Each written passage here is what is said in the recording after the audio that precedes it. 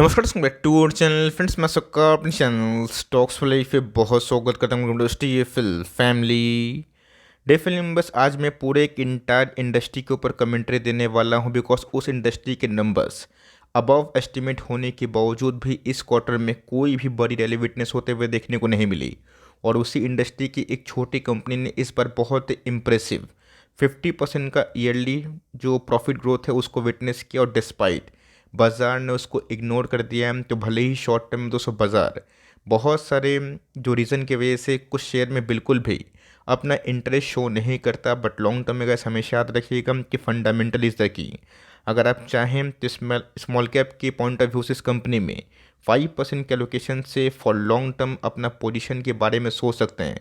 कोई रिकमेंडेशन तो है नहीं, कुछ भी करने से पहले फाइनल दोस्तों जो कॉल है ना वो आप ही का होना चाहिए। चैनल फर्स्ट टाइम होंगे सब्सक्राइब कर सकते हैं इस तरह क्वालिटी कंटेंट को सबसे पहले एक्सेस करने के लिए। Now without delaying any for time, let's begin. सबसे पहले गाइस, नंबर्स पढ़ना बहुत ही इंपॉर्टेंट है और नंबर्स के बाद खुद से पूछें कि आपको नंबर्स अच्छे लगें खराब लगें।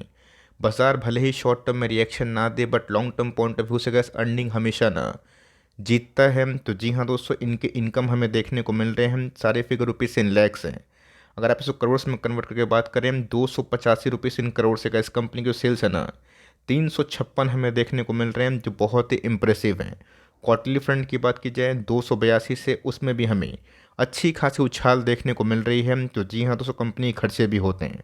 इस बार कंपनी खर्च की बात की जाए तो आप देख सकते हैं गैस कि पहले 249 रुपीज़ इन करोड़ था, जो गैस बढ़ के 306 रुपीज़ इन करोड़ देखने को मिल रहा है। क्वार्टरली फ्रंट की बात की जाए 248 से, उसमें भी कैसे उछाल देखने को मिल रहा है। अब देखना बनता है कि प्रॉफिट बिफोर एक्सेप्शनल आइटम क्या हमें देखने को मिल रहा है। तो 35 करोड़ से गैस सीधा अगर आप देखें तो प्रॉफिट बिफोर जो एक्सेप्शनल आइटम और टैक्सेस हैं उसमें 50 करोड़ के आसपास होता हुआ देखने को मिल रहा है, जो कंपनी के one of the finest quarter में से एक है। क्वार्टरली फ्रंट की बात की जाए 33 से, उसमें भी हमें उछाल देखने को मिल रहा है। अब दोस्तों बात करते हैं कि कंपनी के net profit for the period कि टैक्स देने के बाद कंपनी ने इस बार कितना प्रॉफिट कमाया। तो जी हाँ दोस्तों, 26 करोड़ से अगर आप देखें 37 करोड़ 50 लाख के आसपास हमें देखने को मिल रहा है, जो बहुत ही इंप्रेसिव है। रही बात क्वार्टरली फ्रंट की 25 करोड़ से, उसमें भी हमें उछाल देखने को मिल रहे हैं। और इतने अच्छे नंबर्स पेश करने के बावजूद भी दोस्तों आज स्टॉक मार्केट में इस शेयर को बिल्कुल भी भाव नहीं मिला, बिकॉज इंडस्ट्री के की प्लेयर्स में अच्छे नंबर्स आने के बावजूद भी गिरावट हमें देखने को मिल रहा है। तो जी हाँ दोस्तों, अगर आप देखें 5.52 से सीधा दोस्तों इनके जो ईपीएस है 7.82। क्वार्टरली फ्रंट की बात की जाए उसमें भी कैसे मेगा उछाला में दिखाई दे रहा है। स्टॉक की बात की जाए 1400 के भाव पे आता हुआ देखने को मिल रहा है, और यही वही स्टॉक है जो बीच में गए लास्ट ईयर के कार्नेज वाले माहौल में, जहाँ पे दोस्तों index mid cap small cap का लुढ़क सा गया था। ये कंपनी गैस 1000 के आसपास आई थी, और उसके बाद हमें 1500 के आसपास प्रदर्शन होते हुए देखने को मिले। और उसके बाद लास्ट 2 क्वार्टर से एकदम डल परफॉर्मेंस होता हुआ देखने को मिल रहा है, बट पीछे से दोस्तों अर्निंग्स ना बढ़ते हुए देखने को मिल रहे हैं, जो लॉन्ग टर्म इन्वेस्टर्स को अट्रैक्ट करेंगे। ट्रेडर्स की दोस्तों मैं बात नहीं कर रहा हूँ, शॉर्ट टर्म पोजिशनल वाले तो ऑफकोर्स को भंगार खराब स्टॉक बोलेंगे, लेकिन यस जो लॉन्ग टर्म वाले हैं उनको अच्छे से पता है कि बढ़ते हुए ईपीएस के साथ अगर जिस दिन दोस्तों स्टॉक फॉर्म में आता है अच्छे पैसे बनेंगे, तो ऑफकोर्स मार्केट आवर्स में नंबर्स आते हैं। स्टॉक में अगर आप देखें तो मूवमेंट अच्छी हुई थी, बट एट लास्ट में कैसे बाजार में चूंकि मिड कैप स्मॉल कैप में गिरावट थी, तो स्टॉक भी कैसे उसी लेवल पे आ चुका है। की बात की जाए बहुत ही हाई प्रीमियम में दोस्तों कंपनी लिस्ट हुई थी, और मैं आपको साफ साफ बता चुका हूँ कि हाई प्रीमियम स्टॉक अगर आप कोई कंपनी को दे रहे हैं तो मोनोपोली होना चाहिए, फिर बिजनेस में मोट होना चाहिए।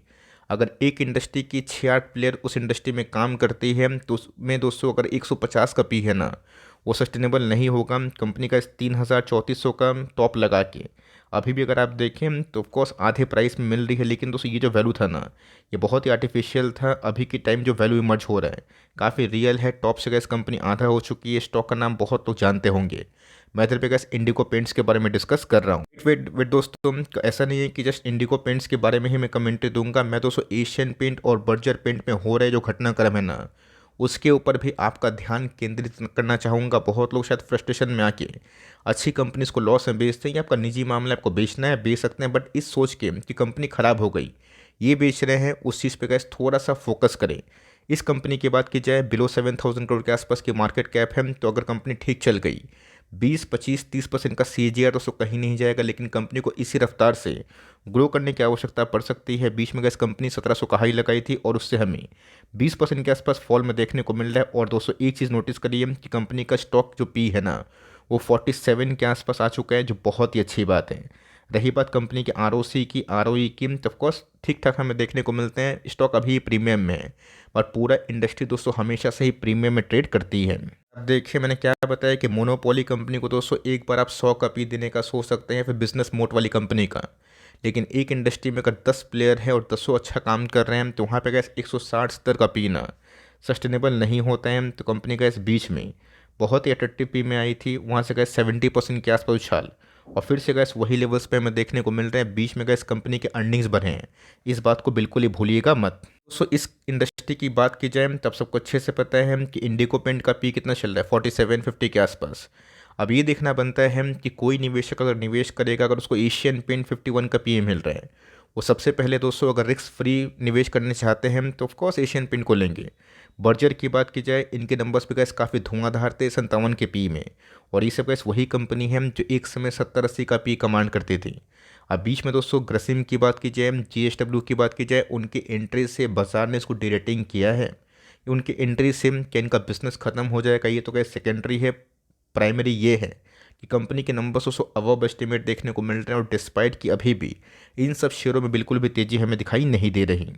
दोस्तों उसके ऊपर आएंगे, बट उससे पहले अगर आप देखें तो इस कंपनी के सेल्स उसमें मैंने आपको दिखाया। और एक चीज़ नोटिस करिएगा कि कंपनी के मार्जिन्स दोस्तों बहुत क्वार्टर के बाद 18% के आसपास है, मतलब मार्जिन्स में एक बहुत ही बड़ा एक्सपेंशन हमें देखने को मिल रहा है। अगर आप रिजल्ट को देखे होंगे ना, कंपनी दोस्तों इस समय बहुत ही हाईएस्ट एवर प्रॉफिट विटनेस की थी, उसके बाद कंटिन्यूसली बेसिस पे कंपनी के प्रॉफिट बढ़ते हुए देखने को मिले। मतलब इधर के बाद गिरा और यहाँ पे कैसे एक एडजस्टमेंट था, उस एडजस्टमेंट को देखे बगैर कंक्लूजन निकालना वो चीज़ सही नहीं है, बिकॉज ऑपरेटिंग प्रॉफिट उतने खराब नहीं थे। यहाँ दोस्तों कंपनी प्योरली 20% के आसपास से ग्रोथ हमें करते हुए देखने को मिल रही है। ये उस समय हम जब रेट हाइक प्रचंड मात्रा में है। एक बार दोस्तों रेट कट होगा, हाउसिंग लोन सस्ता होगा, लोग घर खरीदेंगे तो पेंट की आवश्यकता होगी। लेकिन yes, Asian paint, Berger paint हमेशा दोस्तों लोगों की पहली पसंद है, और उसके बाद ही कोई छोटे मोटे प्लेयर्स की गुंजाइश होती है। तो कंपनी का दोस्तों नेट प्रॉफिट ना जो ग्रोथ हो रहा है वो 20-22% के ऊपर हमें देखने को मिल रहा है। कंपनी कंसिस्टेंट बेसिस पे अपने ROE पे बहुत ही काम कर रही है। चीज़ गाइस नोटिस करिएगा कि इस कंपनी में जो रिजर्व्स है 773 करोड़ के आसपास, जो बहुत ही अच्छा है as per the market cap. और कंपनी में दोस्तों बोरोइंग्स का कोई दबाव नहीं है। कंपनी अगर ऐसे ही परफॉर्म करते रही और मैनेजमेंट ठीक ठाक रहा तो कंपनी कैसे यहाँ से अच्छे पैसे बना सकती है। बात दोस्तों प्रमोटर होल्डिंग की, तो 53.94% के आसपास हमें दिखाई पड़ता है। 0.1% से प्रमोटर की होल्डिंग घटी है। FIs ने माइनर्स अपनी होल्डिंग को बढ़ाई है, DS की होल्डिंग घटते हुए देखने को मिल रही है, और पब्लिक की होल्डिंग थोड़ी बहुत बढ़ते हुए दिखाई पड़ रही है। पब्लिक का इतना ज़्यादा इसलिए है बिकॉज बहुत लोगों को IPO में ये शेयर मिले थे। बहुत लोग बोल सकते हैं कि सर चलिए इंडिगो पेंट्स के नंबर्स अच्छे आए, एशियन पेंट ने क्या गुनाह किया? कोई गुनाह नहीं किया दोस्तों। क्या नंबर्स बिलो एस्टिमेट थे? बिल्कुल भी नहीं। मैंने क्या बताया कि कभी कभी बाजार दोस्तों कोई चीज़ को ना इग्नोर कर देता है, बट लंबे समय तक वो चीज़ नहीं होता है। आपने देखा था कि ITC, IRFC एक समय कितने दोस्तों इग्नोर स्टॉक में से एक थे। क्या इधर पे पैसे नहीं बने 2 साल टाइम लगा, 2.5 साल टाइम लगा, लेकिन जब पैसे बने बहुत तेज़ी से बने। अगर आपके पास पेशेंस नहीं है 2 साल की इन्वेस्टिंग को आप लॉन्ग टर्म बोलते हैं तो गलत प्लेटफॉर्म पे है। मैंने आपको हमेशा बताया कि 2-3 साल का प्रॉफिट लोग रख नहीं पाते हैं, वो सीखने में ही चला जाता है। बट असली पैसा 5 साल के बाद, 7 साल के बाद बनता है, 8 साल के बाद बनता है और बड़ा बनता है। ये गाइस मेरा पर्सनल अनुभव है। तो इस कंपनी की बात की जाए जिसको लेके बहुत लोग अभी के टाइम ट्रोल कर रहे हैं कि कंपनी बहुत ही ख़राब है, बट ऐसा कुछ नहीं है। कंपनी के नंबर्स भी कैसे बहुत ही अच्छे हमें दिखाई देते हैं। अब देखें तो इस क्वार्टर में कैसे एशियन पेंट ने भी अपने नंबर्स को अबव एस्टिमेट बीट किया। अब बहुत लोग बोलेंगे कि सर बजाज में पैसे नहीं बने, फिनसर्व में पैसे नहीं बने, एशियन पेंट नहीं भाग रहा है। इवन दोस्तों बहुत सारी कंपनीज अभी निफ्टी इंडेक्स में होने के बावजूद भी नहीं भाग रही है। ये हम लोग दोस्तों कुछ भी नहीं कर सकते हैं। बीच में रिलायंस भी नहीं भाग रहा था, घूमते फिरते लाइफ टाइम हाई पहुंचाना, ये कैसे आपके ऊपर निर्भर करता है। आपको लगता है कि पेंट इंडस्ट्री सर्वाइव करेगा इतना बड़ा डेमोग्राफी में, इतने बड़े पॉपुलेशन में, इतने ह्यूमंगस इंफ्रास्ट्रक्चर में?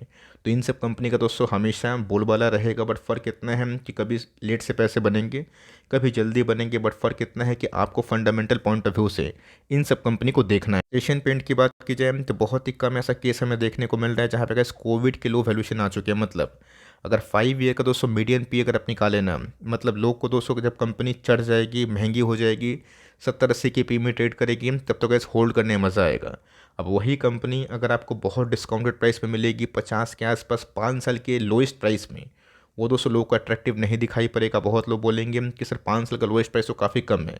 मैं उनके वैल्यूएशन पॉइंट ऑफ व्यू की बात कर रहा हूँ, जो अभी के टाइम काफ़ी अपीलिंग और अट्रैक्टिव हो चुके हैं। दोस्तों बर्जर पेंट की बात की जाए, ये भी गैस बहुत ही इंप्रेसिव नंबर शो किया, बट डिस्पाइट इस पूरे इंडस्ट्री में तेज़ी नहीं है। मैं दोस्तों अपना एक घर बना रहा हूँ जहाँ पे मैंने बर्जर का पुट्टी यूज़ किया, जो बहुत सारे मैं देखा डीलर से बात करने के बाद इनके पुट्टी को रिकमेंडेशन कर रहे हैं ना कि पुट्टी अच्छा है, और मैंने भी गैस यूज़ किया, जो बहुत ही अच्छा शाइन है। जो बर्जर का वॉल पुट्टी होता है, जो वाटर प्रूफ पुट्टी होता है, तो इसीलिए गैस बात की जाए तो सिर्फ और सिर्फ पेंट में कंपनी काम नहीं कर रही है। जितने भी तरह के दोस्तों और भी सोल्यूशन हैं पुट्टी वगैरह, केमिकल्स काइंड ऑफ, उन सब में गैस कंपनी काम कर रही है, जो long term point of view से गैस कंपनी के लिए बहुत ही अच्छा बात है। कंपनी के भी नंबर्स गैस काफ़ी इंप्रेसिव हमें देखने को मिले, जहाँ पे गैस स्ट्रीट ने नंबर्स के बाद 4% के आसपास चीयर किया था, बट उसके बाद फिर से उसी लाइन पे कंपनी आते हुए दिखाई दे रही है। इनके भी पी की बात की जाए तो बहुत ही पहले महंगे हो चुके थे, जो गैस अभी के टाइम 5 ईयर्स का वन ऑफ द लोएस्ट जो है ना, पी पे ट्रेड कर रहे हैं। 75 का पी दोस्तों सस्टेनेबल नहीं था और नहीं हुआ, लेकिन इनका अर्निंग गैस बढ़ते हुए देखने को मिल रहे हैं। तो मोटा मोटी गैस बोलने का ये मतलब है कि लोग आएंगे, डराएंगे, कमेंट छापेंगे। मुझे तो गैस ऑटो, ध्यान रखिएगा, ऑटो इंडस्ट्री और सीमेंट इंडस्ट्री की याद आ गई, जहाँ पे गैस एक समय सीमेंट और ऑटो को लेके बहुत लोग के नेगेटिव आर्टिकल्स थी, बट जैसे ही दोस्तों प्राइस भागा ना, लोग का नज़रिया चेंज हो गया। अगर आप उस कैटेगरी में हैं कि स्टॉक के भागने से आप खुश होते हैं और तब पोजीशन बनाते हैं, तो आपको एमओएस नहीं मिलेगा, मार्जिन ऑफ सेफ्टी। और दोस्तों जहाँ पे एमओएस नहीं मिलता है, अल्फ़ा बनाने में बहुत दिक्कत होती है, बिकॉज ऑलरेडी जब स्टॉक बहुत भाग जाता है, वहाँ पे लोग फुल निवेश करते हैं, वो चीज़ सही नहीं है। आज ही गैस मैं देख रहा था कि टीवी में एक लोगों ने, मतलब रील्स आया था कि वहाँ पे टीवी में एक लोगों ने टॉप पे आरएफसी को 20 लाख निवेश किया। क्या सोच के निवेश किया? 180 के लेवल में, 180 के लेवल पे, वो शॉर्ट टर्म के लिए। तो समझ का आना बहुत इंपॉर्टेंट है कि अल्फ़ा निकालना इंपॉर्टेंट है, और अल्फ़ा तभी निकलेगा जब बाजार में दोस्तों उस कंपनी का प्रीमियम बहुत ही हद तक कम हो जाएगा। बात दोस्तों इंडिगो पेंट किया, फिर कोई भी अच्छी कंपनी की अगर आप 26% के आसपास भी सीएजीआर उम्मीद करते हैं और लाख रुपए लगा के आपकी फाइनेंशियल क्राइसिस कुछ नहीं होती और 20 साल छोड़ देते हैं, तो कैसे ये 20 साल के टेन्योर में ना काफ़ी अच्छा फ्रूटफुल अमाउंट 1 करोड़ के आसपास हो सकता है। तकदीर ने कैसे साथ दे दिया, तो ये सब इंडस्ट्री में 30-30% के सीएजीआर से पैसे बने हैं लास्ट 10-15 साल में, वो मिल गया। तो वहाँ तो कैसे बल्ले बल्ले है, 2 करोड़ कॉर्पस है। अगर 2 करोड़ नहीं बनते हैं, 1 लाख का दोस्तों अगर 50 लाख 30 लाख ये बनता है 20 साल में ना, ये एक बड़ा अचीवमेंट है। टुकड़ों में पैसे लगाएं और कुछ भी निवेश करने से पहले दोस्तों अपनी रिसर्च करें, हो सकता है बेस्ट ऑफ फाइनेंशियल एडवाइजर से सलाह मशवरा लेके काम करें। बिकॉज अभी मैं देख रहा हूँ कि सेबी बहुत ही एग्रेसिव हो गई है, जो बहुत ही अच्छी बात है। बिकॉज बहुत लोग पंप एंड डंप करते हैं, वो चीज़ एकदम सही नहीं है। जहाँ पे गए जेन्युइन इन्फॉर्मेशन है ना, खुल के डिस्क्लेमर देना इंपॉर्टेंट है कि ये सब कंपनी अच्छी है, रडार पर रखें।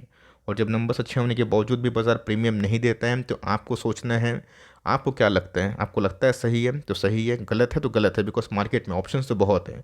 पर जब कंपनी बहुत ही अच्छे नंबर्स के बावजूद भी परफॉर्म ना करे, तो वो तो कैसे चिंता का विषय पैदा करता है। बट हमेशा कैसे मार्केट में ना बहुत लोग जब मौका आता है तो वहाँ पे हाथ धर के बैठे रहते हैं, फिर जल्दी क्विक लॉस एग्जिट कर लेते हैं, और उसके बाद स्टॉक मल्टीपल टाइम्स बढ़ता है। तो ये सब कंपनी अच्छी है, टिकी रहेगी, पर फ़र्क इतना है कब रैली आएगी, कितनी रैली आएगी, किस दिन से आएगी, ये किसी को पता नहीं होता है। अगर वीडियो अच्छी लगी तो प्लीज़ लाइक करिएगा, और चैनल फर्स्ट टाइम होंगे सब्सक्राइब करके बेल आइकन को प्रेस करना भी ना भूलिएगा। दोस्तों मिलते हैं जल्दी ही, तब तक के लिए bye. Thanks for listening friends, God bless you all.